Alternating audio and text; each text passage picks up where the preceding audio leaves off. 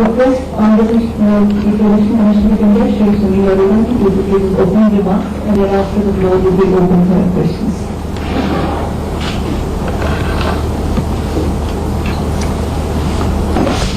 Shri Ashok Lavasa ji, Sushil Chandra ji,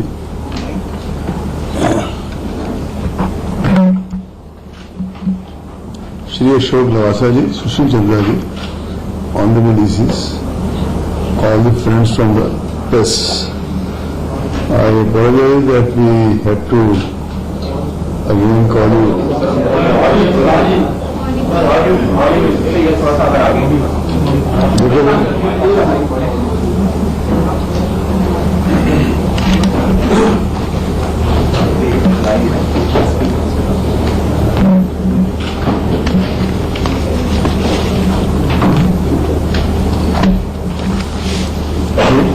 Okay now? I said we apologize that we had to disturb your Saturday, but since most of you, as it is work on Saturdays, many of you on Sundays also, we thought we can take that liberty. We did not even share with our personal staff that we told them that we'll meet each other on Monday. So after you people were informed, they were informed.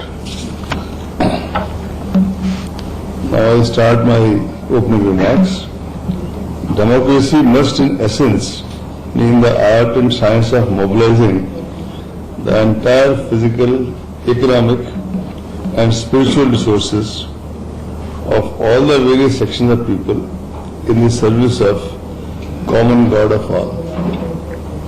This was one of the quotes of Mahatma Gandhi, whose 150th birth anniversary is being celebrated in India and many other parts of the world. Election Commission of India feels privileged and honored in playing its assigned role to renew democracy at national and state levels as mandated by the Constitution of India. We love the challenge of conducting new elections so that the nation emerges stronger from each one of them. Every new election leaves us with new insights, learnings and lessons for the future. In that series, I will now start about the elections to the state assemblies of Maharashtra and Haryana. The 5-year term of legislatures of Haryana and Maharashtra expiring on 2nd November and 9th November 2019. The Election Commission of India, in exercise of its authority and powers conferred under the Article 324 of the Constitution and Section 15 of Representation of People's Act 1951, is committed to hold free, fair, transparent, robust and ethical elections in these states before these dates. Haryana Legislative Assembly has strength of 90 seats, out of which 17 are reserved for SC and none for ST. Maharashtra Legislative Assembly has a strength of 288 seats, out of which 29 are reserved for SC and 25 for ST. Haryana has 1.82 crore registered voters, out of which 1.07 lakh are service voters. Maharashtra has 8.94 crore voters, out of which 1.16 lakh are service voters. A very detailed analysis of these figures has been given in the press release, which will be distributed immediately after the conference. In fact, we have a 19-page press release, but I thought reading 19 pages better if I read the main highlights in the next 3-4 pages and then we have dates for which we have come. In Haryana, 0.038 lakh ballot units, 0.25 lakh control units or EVMs or EVPATs, 0.27 lakh VPATs will be used. In Maharashtra, the corresponding figures are 1.8 lakh, 1.8 of BUs, 1.28 lakh CUs, and 1.39 lakh VPATs. In Haryana, the coverage of photo electoral roll and photo identity card is 100%. In Maharashtra, the coverage is 96.44 and 96.81% respectively. The Commission visited Mumbai on September 17-18 to review the preparations for the Maharashtra elections. As is customary during the Commission meetings, we start with a dialogue with the political parties. We also have a detailed in-depth discussion with our CEO and the police nodal officer. Then we meet the district machinery, the field machinery, that is the collectors, SPs, DCPs, commissioners of police as case may be. After that we meet the central enforcement agencies and state enforcement agencies like income tax, state excise, GST, etc. Finally we have a meeting interaction with Chief Secretary, Home Secretary, DGP and all their senior colleagues. And after doing all this, whatever we have observed, seen, we share with the friends from the media. The same was followed this time also, and that's the Senate way it's being done. In fact, prior to our visit, our senior most officer, Shri Umesh Sinha, he visited the state along with a team of his colleagues, and they also took an in-depth stock of the situation. One of the important things they brought to our notice was that slightly more than 5,000 polling booths are at the first floor or second floor level. This was taken up by them with the CEO and by the Commission also with the CEO as well as senior officials like Chief Secretary. And I am glad to report to you that they moved with absolute alacrity and have already brought those booths to the ground level. They had to spend more than, I think, 25 crores, which they sanctioned as a special grant. Election Commissioner Shri Ashok Lavasa ji visited Haryana on September 1 to take stock of the election preparedness in the state. Again, after that, a batch of senior officers led by Shri Sandeep Saxena, Senior Deputy Election Commissioner, visited the state to oversee the preparations. Normally, we have one DEC in charge of each state, and the overall coordination is done by Umesh Sinha ji, and the overall management for the electoral rolls is done by, and ICT is done by Sandeep Saxena ji. EVM part is looked after by Dilip Sharma ji, DG, and then we have Oja ji and Shefali, you all know them. And in the part regarding the tax compliances is looked after by Dilip Sharma ji and their colleagues. Since it is less than 6 months that the 17th general elections to Lok Sabha were held, both the states we found were on a reasonably sound footing in terms of preparation. The ECI has instructed electoral officers in both the states to fill in the critical gaps to facilitate accessible voting by persons with disability and those senior citizens who might require special facilities.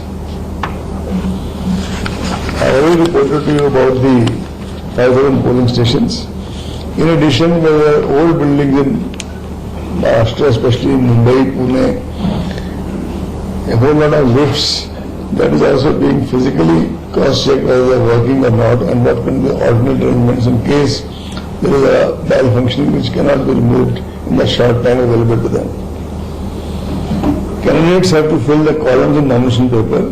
The nomination papers might be rejected if they leave any column blank and they do not fill them despite reminder. Similarly, candidates with criminal antecedents are required to publish information in the newspapers and television channels on 3 occasions during the campaign period.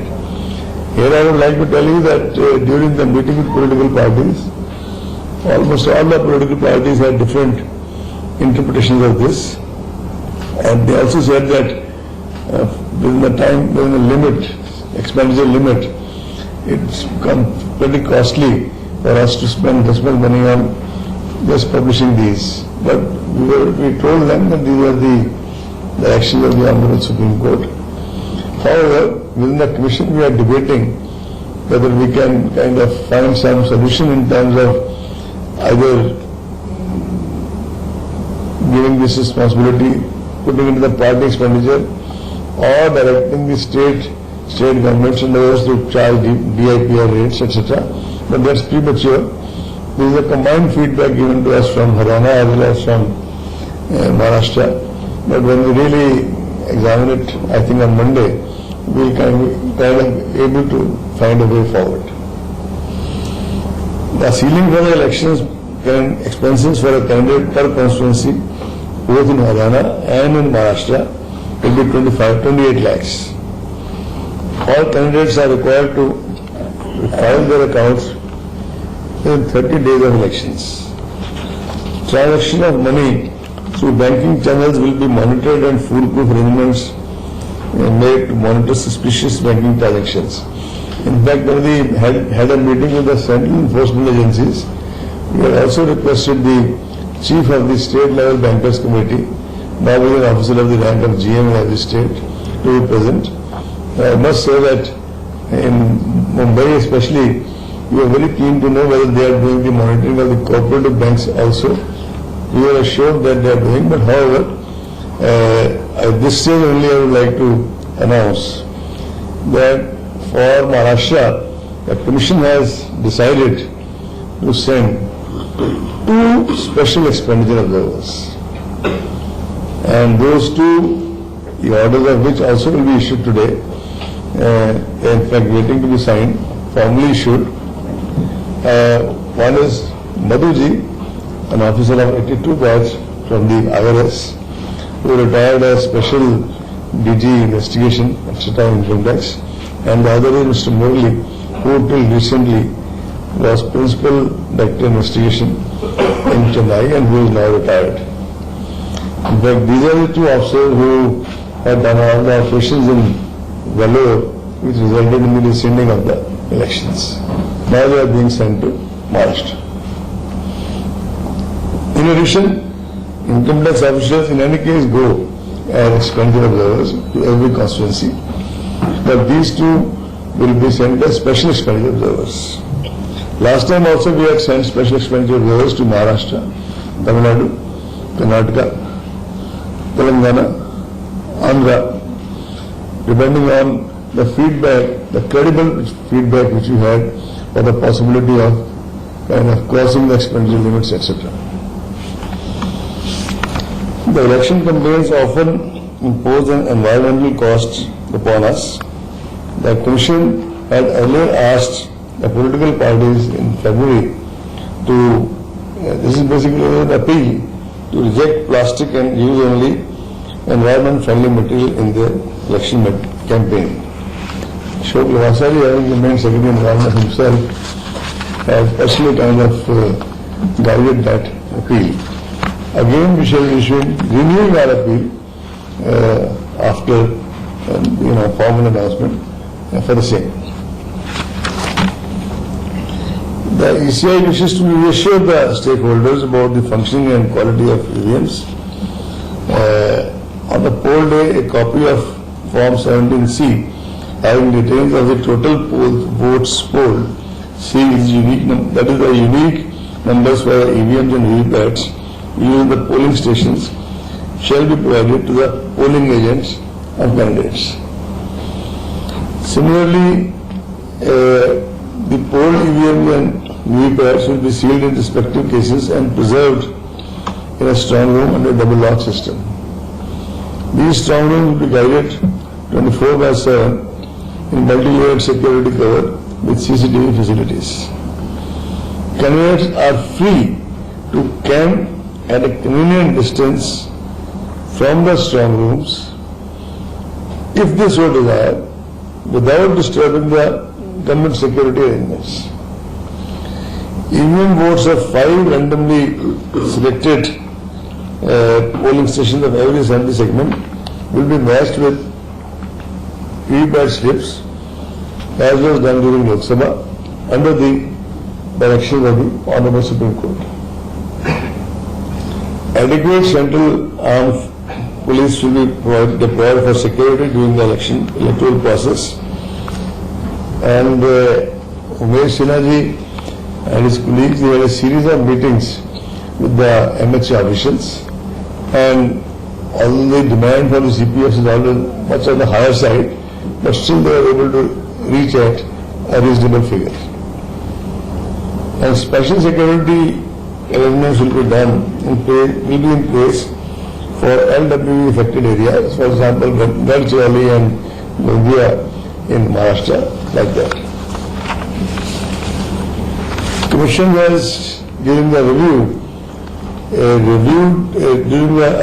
with the officers, we again buttressed the need for speedier execution of non-bailable warrants and very speedy disposal of pending cases of the electoral offences from last elections.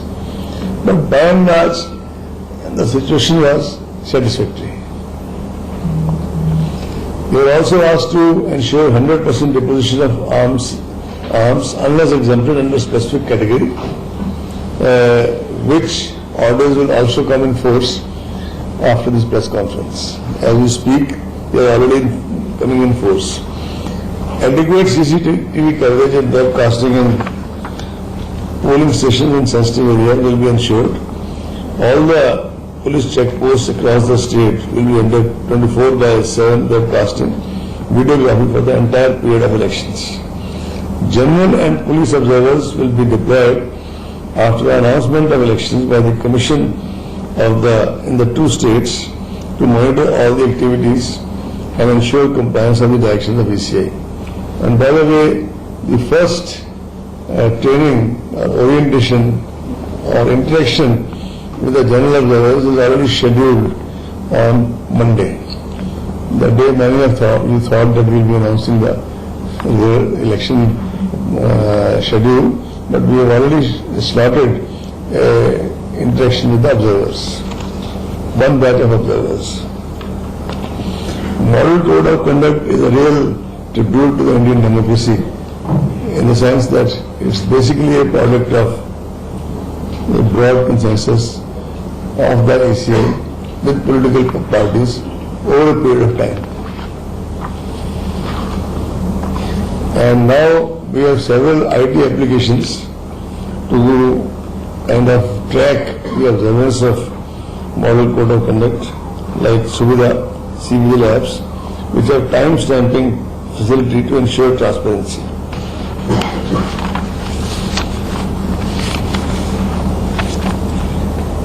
The influence of media has increased manifold in the lives of citizens, as it should be in any vital and vibrant democracy. The Commission has always considered media as its invaluable ally in the elections. Even during Lok Sabha elections, I think there were weekly or 10 days briefing by our officers with the members of the media, and the suggestions given by them were taken with earnestness and seriousness. Social media is another kind of phenomena whose footprints have increased exponentially. Prior to the elections of Lok Sabha, all the Commission had engaged with a very detailed dialogue with the various entities in the social media, and they have themselves come up with a voluntary code of ethics. They gave it to the Commission before the election started, and I think, barring rare exceptions, we did not have many cases in which a communal riot was started or any such thing happened due to social media. Otherwise, that is a different thing that they keep on, they criticize X, Y, Z. Somebody does it politely, somebody does it virulently. That's different from kind of using social media to create problem in the electoral process. The Commission has directed that there should be assured minimum facilities at all polling stations, including especially for the persons with disability, as I said, and senior citizens who might require special assistance. The Commission has also directed that at least one all-woman polling station shall be set up in each assembly segment of a parliamentary constituency in the state. Before concluding, I would like to reiterate that the Commission is totally committed to maintain purity of the elections and to deliver free, fair, transparent, inclusive, accessible and ethical elections in the country.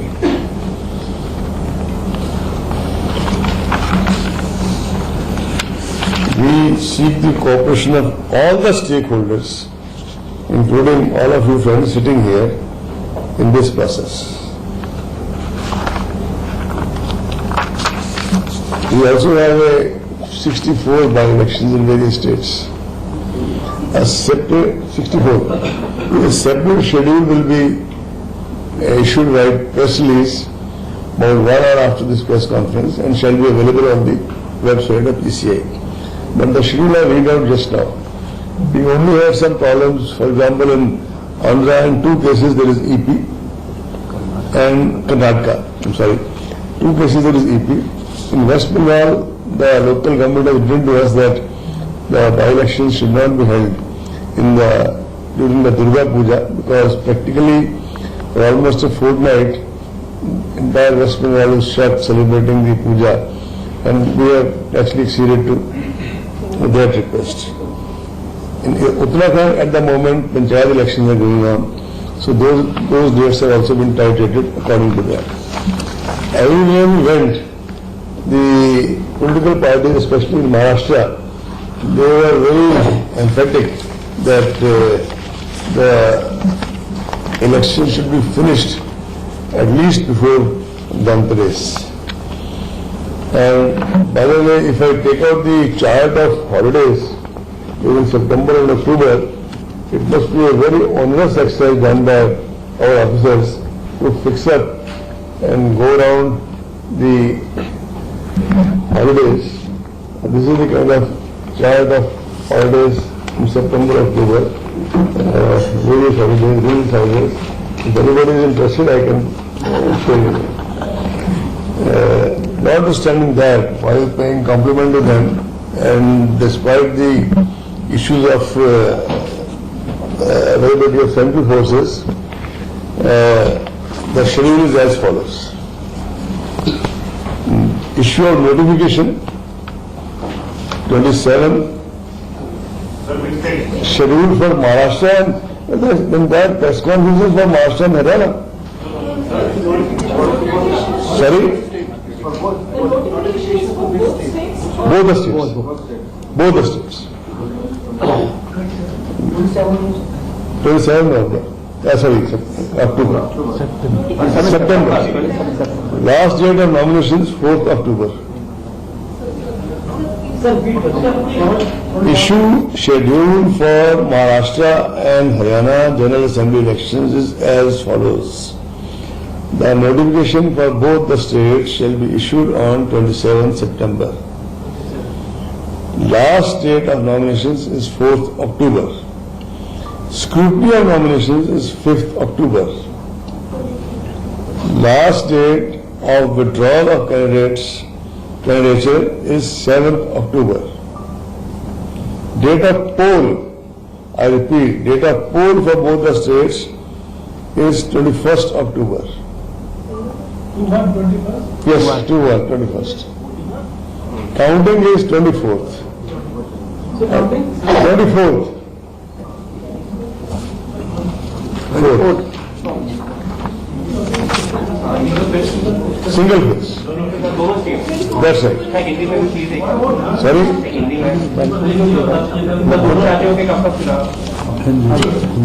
Hindi में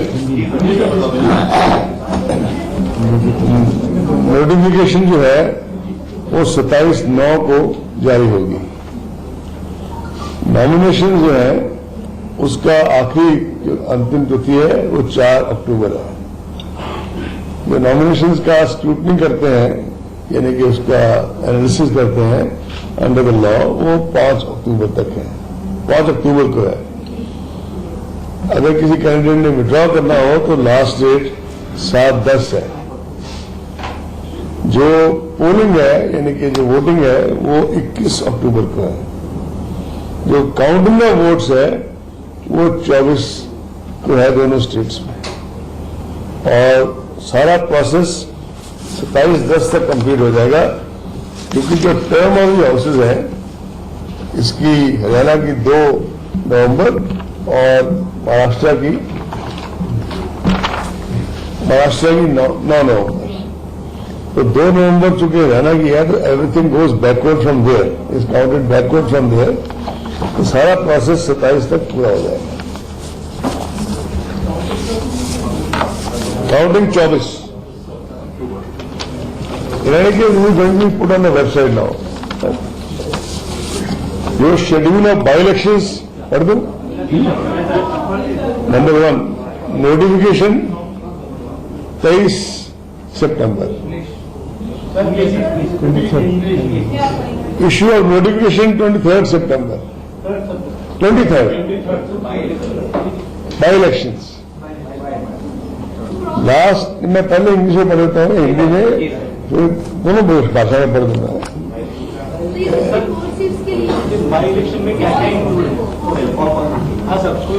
सभी states include है accept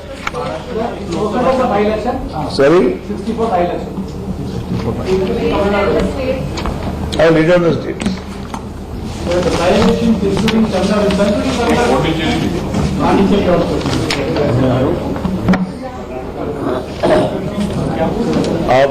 आपने पहले schedule सुनना है या number सुनने हैं?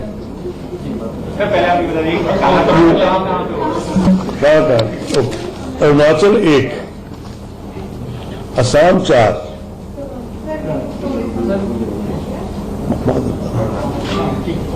पहले मैं भी असेंबलीज के पढ़ रहा हूं। अरुणाचल 1, असेंबली असम 4 यानी 4, बिहार 5 यानी 5, छत्तीसगढ़ 1 यानी 1, गुजरात 4 यानी 4, हिमाचल प्रदेश 2, कर्नाटका 15, केरला 5, मध्य प्रदेश 1, मेघालय 1, उड़ीसा 1, पुडुचेरी 1, पंजाब 4, राजस्थान 2, सिक्किम 3, तमिलनाडु 2,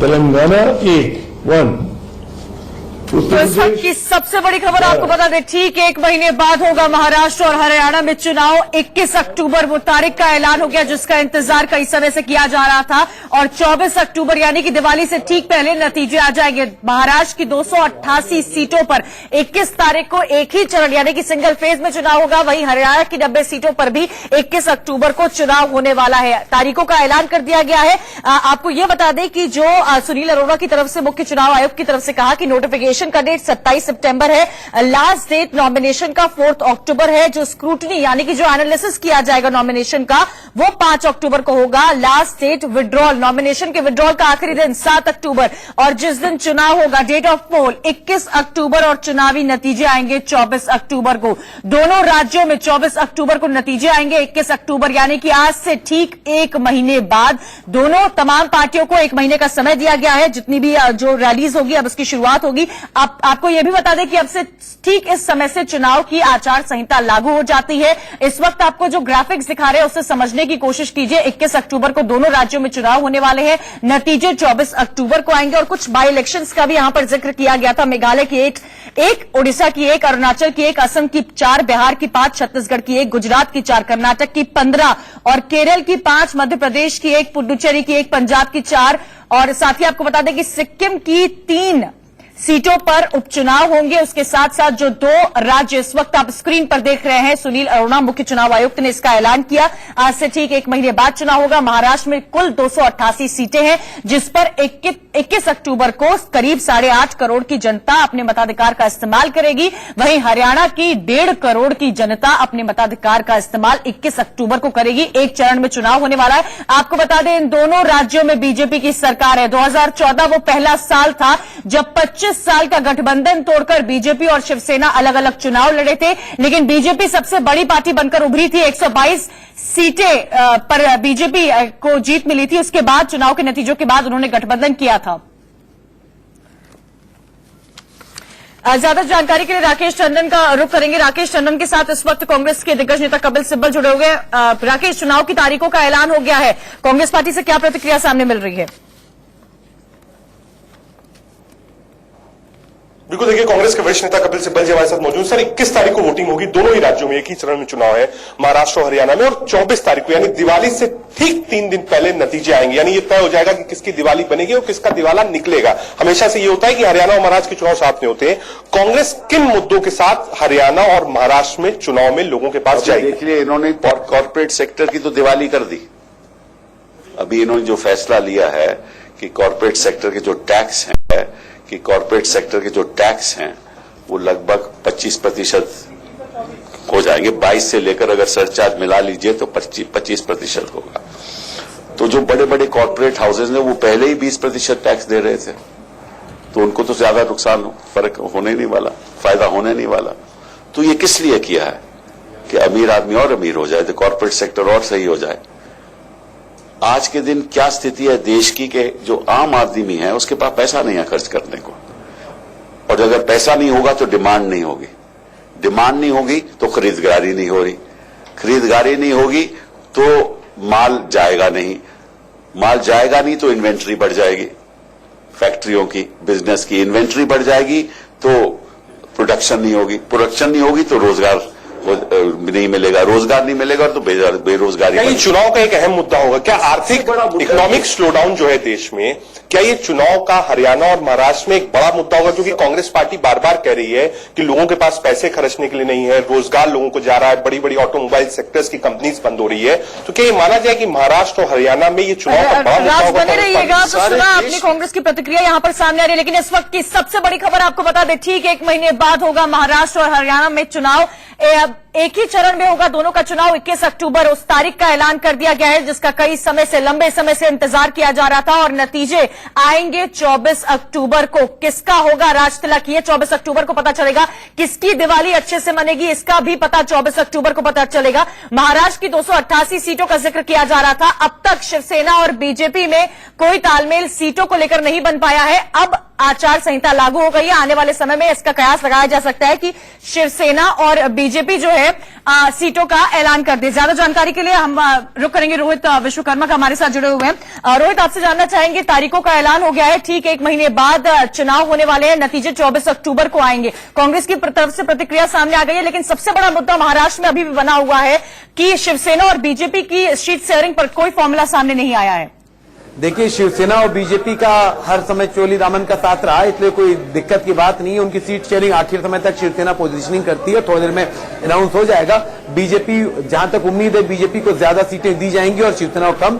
शिवसेना सारी पोस्टरिंग करने के बाद अब थोड़ा सा बैकफुट पे नजर भी आ रही है। फिलहाल उसको देखना पड़ेगा कि क्या हो सकता है, लेकिन जो सबसे बड़ी चीज है, चुनाव आयोग ने एक खास अनाउंसमेंट जिसमें किया, वो सबसे बड़ी चीज ये कही है कि महाराष्ट्र में इस बार हमारे 2 स्पेशल पर्यवेक्षक जाएंगे, पिछली बार भी गए थे, और जो फाइनेंस पर ध्यान रखेंगे, जो पैसे खर्च किए जाएंगे उस पर ध्यान रखेंगे, और सबसे अधिक निगाह रहेगी कॉर्पोरेट बैंकों पर, यानी सहकारी बैंकों पर। सहकारी बैंकों के बारे में आपको बता दूं, सहकारी बैंकों में सबसे अधिक एनसीपी, यानी शरद पवार की पार्टी का दबदबा है। वहां महाराष्ट्र में जितने भी कॉर्पोरेशन वाले जो बैंक हैं, सहकारी बैंक हैं, उनमें ज्यादातर एनसीपी के जुड़े लोग हैं या फिर कांग्रेस से जुड़े लोग हैं। बीजेपी और शिवसेना के कम है। तो इस बार स्पेशल जो ये बात कही गई कि हम खास तौर पर निगाह रखेंगे कि कौन कौन इसमें खर्च करा, कितना खर्च करा, और खास तौर पर कॉर्पोरेशन बैंकों का, ये बड़ा एक पहलू था। उसके बाद जो दूसरी बड़ी चीज है कि कल रात को ही शरद पवार की एक बाइट आई थी। शरद पवार ने अपने बयान में कहा था कि हमें अगर इस बार ईवीएम में कुछ गड़बड़ी नहीं होती है या कुछ और चीजें नहीं होती, या फिर अगर सरकार किसी तरीके से कोई बड़ा पाकिस्तान के खिलाफ एक्शन नहीं लेती, उन्होंने पुलवामा के शहीदों का अपमान करते हुए कहा था कि पुलवामा हमेशा के कि भारत सरकार नहीं करवा दिया था अपने सैनिकों के ऊपर, तो ऐसे में शरद पवार का कहना था कि अगर दोबारा ऐसी कोई घटना नहीं होती जिसमें राष्ट्रवाद का उदय हो तो फिर हम जीत जाएंगे। ये बयान आना और उसके बाद सुबह सुबह प्रेस कॉन्फ्रेंस का होना और सुबह सुबह की प्रेस कॉन्फ्रेंस में ये बयान आ जाना कि हम कॉर्पोरेशन बैंकों पर निगाह रखेंगे, क्योंकि खासतौर पर शरद पवार का जब ऐसा बयान आता है तो शरद पवार सभी को पता है कॉर्पोरेशन बैंकों में कितना बड़ा दबदबा रखते हैं। और हमारे साथ तो तमाम मेहमान भी जुड़ चुके हैं। देश रत्न निगम जी पहुंचे हैं। देश रत्न निगम जी, आपको क्या लगता है चुनाव तारीखों का जो ऐलान हुआ है, खासतौर पर जो टाइमिंग चुनी गई है, बहुत ही क्रिस्प और प्रोफेशनल लगता है आपको? एक ही दिन में दोनों राज्यों को निपटा दिया जा रहा है, जबकि लोकसभा चुनाव में आपको याद होगा कि महाराष्ट्र में एक दिन में चुनाव नहीं करा पाए थे, ये 4-5 चरण तक खींच जाना पड़ा था। देखिए, लोकसभा में पूरे हिंदुस्तान में एक चरण में कई जगह चुनाव चल रहे थे, यहाँ सिर्फ 2 राज्यों में चुनाव है, तो इसलिए आराम से हो सकता है। मशीनरी भी बहुत है हमारे पास, जब आप पूरे देश में चुनाव करा सकते हैं तो 2 राज्य तो मेरे ख्याल से हमारे इलेक्शन कमीशन के लिए बहुत छोटी सी बात है और बहुत अच्छे तरीके से होंगे। और आप देखिएगा कहीं कोई परेशानी की बात नहीं उठेगी। प्रोफेशनल तरीके से हमारा इलेक्शन कमीशन काम करता है और पिछले हमेशा सालों से करता रहा है। पहले लोग हमेशा ईवीएम पे सवाल उठाने लगते हैं जब हार की बारी आती है। इस बार भी कुछ ऐसा ही शरद पवार ने भूमिका बांधने की कोशिश करी है, लेकिन ईवीएम हमेशा खरे उतरे हैं और कोई भी ईवीएम पे पिछले बार भी लोकसभा के बाद जितने भी सैंपल लिए गए सब ठीक पाए गए। तो मेरे ख्याल से इन सब चीजों से अब इन पार्टियों को ऊपर उठना चाहिए। नहीं, लेकिन जो खासतौर पर कॉर्पोरेशन बैंक की हम बात कर रहे हैं कि कॉर्पोरेशन बैंक जो वहां के सरकारी बैंकों पर चुनाव आयोग ने जिस तरीके से टिप्पणी की है, आपको याद होगा कि पिछली बार भी वो काफी निगाह में थे। जब नोटबंदी हुआ तो उस दौरान भी इन लोगों ने जिस तरीके से पैसों का हिसाब किताब गड़बड़ झाला हुआ सबको पता है। और इस बार खासतौर पर राज्य के चुनाव में इस तरह की चीजों का स्पेशल मेंशन करना कि हम कॉर्पोरेशन बैंकों पर निगाह रखेंगे, इस पर क्या कहेंगे आप? देखिए, काला धन आपको याद होगा जब नोटबंदी हुई थी उस वक्त भी काला धन का लेन देन इन्हीं बैंकों द्वारा हो रहा था बहुत सारा, तो पैनी नजर तब रखी गई थी, बहुत सारी चीजें पता लगी। तो बैंकों से भी बहुत सारी इन्फॉर्मेशन इलेक्शन कमीशन ने ली होगी जहां तक हमें लगता है, और सारी इन्फॉर्मेशन गवर्नमेंट ऑफ इंडिया के पास भी है। तो इस हिसाब से नजर तो रखना बनता है, क्योंकि धन का प्रयोग इलेक्शन में वोटरों को उनकी चॉइस को इन्फ्लुएंस करना, ये तो बहुत गलत बात है। ब्लैक मनी एक बहुत बड़ा मुद्दा रहा है। हमारे संवाददाता देवेंद्र जैन भी हमारे साथ जुड़ गए हरियाणा से। गोयल जी उनके साथ मौजूद है। क्या पहली प्रतिक्रिया देवेंद्र मिल रही है उनके सामने से? ठीक 1 महीने बाद चुनाव होंगे। जी बिल्कुल, जिस तरह से हरियाणा में 21 अक्टूबर को वोटिंग होगी उसी को लेकर बात कर लेते हैं। विपुल गोयल हमारे साथ कैबिनेट मंत्री है, उनसे क्या पहली प्रतिक्रिया क्या है आपकी मंत्री जी? देखिए, चुनावी रणभेदी बच चुकी है और चुनावी बिगुल आज आचार संहिता की तारीख जो है, चुनाव की तारीख आज चुनाव आयोग ने तय कर दी है। 21 अक्टूबर को हरियाणा और महाराष्ट्र के अंदर एक चरण के अंदर चुनाव होगा और 4 अक्टूबर तक जो डेट तय करी है भारतीय जनता पार्टी उसके लिए तैयार है। और अब की बार जो 75 पार का नारा है, मुझे लगता है जिस तरीके का जोश जनता के बीच में है, एक इतिहास बनेगा भारतीय जनता पार्टी के लिए और ये आंकड़ा 75 से कहीं आगे जाने वाला है। 75 पार का नारा दे रहे हैं मंत्री जी, लेकिन जिस तरह से आरोप प्रत्यारोप के दौर शुरू होंगे, कांग्रेस का साफ तौर से कहना है कोई वादे पूरे नहीं हुए। आपकी उपलब्धि क्या होंगे बताने के लिए आपके पास? कांग्रेस अपना विपक्ष धर्म अपना रही है, लेकिन मैं उनसे कहना चाहूंगा कि एक स्वस्थ विपक्ष की जो भूमिका अदा करें और जो काम हुआ है उनको बताने का काम करें, क्योंकि जनता अच्छे तरीके से जानती है। चाहे पीछे उपचुनाव हुए हों, चाहे लोकसभा चुनाव हुए हों, चाहे नगर निगम के चुनाव हुए हों, सभी के अंदर जनता ने बताया वोटों के माध्यम से कि मनोहर लाल जी का, भारतीय जनता पार्टी का शासन हरियाणा के अंदर उन्हें पसंद है और उन्हें दोबारा चाहिए। पूर्व मुख्यमंत्री भूपेंद्र सिंह हुड्डा साफ तौर से आरोप लगाते हैं बीजेपी 124 वादे 2014 में आपने जनता से किए, लेकिन बताने के लिए आपके पास में 5 साल बाद कुछ नहीं है। मैं कह रहा हूं ना, तथ्य और आंकड़ों के साथ जब जो भी व्यक्ति जरा ये जानने की कोशिश कीजिए कि तथ्य और आंकड़ों के आधार पर इनको कितनी सीटों का अंदाजा लग रहा है। जनता ने चाहे आज ही मनोहर लाल खट्टर जी ने अपना आकलन दे दिया है कि कितनी सीटों जीत सकते हैं। 10 की 10 लोकसभा सीटें जिताने का काम हो, तो लोगों ने अच्छे तरीके से बताया कि कितने काम हुए। मैं कहता हूं 124 से कहीं ज्यादा काम। मंत्री जी 75 पार की आप बात कर रहे हैं, लेकिन जमीनी हकीकत को देखते हुए कितनी सीटें आपको मिलने जा रही हैं आपके साथ? मैं कह रहा हूं अब की बार इतिहास बनेगा। हरियाणा के अंदर एक पार्टी को इतना बड़ा बहुमत कभी नहीं मिला होगा, इतना बहुमत मिलेगा। 75 से कहीं ज्यादा सीटें भारतीय जनता पार्टी जीतने वाली। कांग्रेस को कितना देना चाहेंगे आप? राजनीतिक तौर पर? देखिए, मैं उनकी किसी भी विपक्षी दल की बात नहीं करना चाहता कि कौन कितना आपस में बटेगा, कौन कितना वो लेगा, लेकिन भारतीय जनता पार्टी 75 से पार का नारा तय करेगी और ये आंकड़ा 75 से कहीं ज्यादा होगा और भारतीय जनता पार्टी का इतिहास रचने का काम अब की बार हरियाणा आप इतिहास रचने की बात कर रहे हैं और अभय चौटाला कह रहे हैं कि बीजेपी के पास में कैंडिडेट नहीं है अपने। मैं कुछ कहना नहीं चाहता, सब लोग उनकी पार्टी और उनके बारे में सब जानते हैं कि किस तरीके का माहौल है, कि एमएलए बनने के लिए भी, जो एमएलए के चुनाव लड़ने के लिए भी कैंडिडेट जिन पार्टी को ना मिल रहे हैं उनका क्या बात करनी है। जी, तो ये तो विपुल गोयल कैबिनेट मंत्री जिनका साफ तौर से कहना है कि जो जिनके पास में कैंडिडेट खुद के नहीं हो, लेकिन अभय चौटाला की तरफ से बीजेपी पर इस तरह के तंज कसे गए और दूसरी तरफ भूपेंद्र सिंह हुड्डा। पर हमारे साथ पॉलिटिकल एनालिस्ट संजीव कौशिक भी मौजूद है। संजीव जी, आपसे समझना चाहेंगे, 2019 में प्रचंड बहुमत के बाद मोदी सरकार 2.0 का टेन्योर की शुरुआत हुई और उसके बाद ये पहले चुनाव है जो सामने आ रहे हैं महाराष्ट्र और हरियाणा की। ऐसे में कई ऐसी सारी चीजें जो मोदी सरकार की तरफ से की गई है, धारा 370 हटाने की बात की गई हो, ट्रिपल तलाक की बात की गई हो, पर जीएसटी डिमोनेटाइजेशन और जो जीडीपी में डिक्रीज हुआ है वो भी बहुत बड़ा मुद्दा है। तो क्या कांग्रेस इसको भुनाने की पूरी कोशिश करेगी? दोनों तरफ से मेरा मानना है कि पक्ष और विपक्ष अपने अपने दाव चलेंगे इस दोनों स्टेट के इलेक्शन में। मैं मानता हूं कि इसमें भारतीय जनता पार्टी जहां अपने 100 दिनों की उपलब्धियों का बखान लेकर के आगे वो जाना चाहेगी, वहीं पे कांग्रेस जो कल शरद पवार ने जो मुद्दे उठाए हैं, भले उनका तरीका कुछ अलग रहा हो, लेकिन यह भी सही है कि लगातार विपक्ष इस मुद्दे पर घेरने का प्रयास करेगी कि ये चुनाव भी किसी राष्ट्रवाद जैसे मुद्दे पर तो नहीं चला जाए।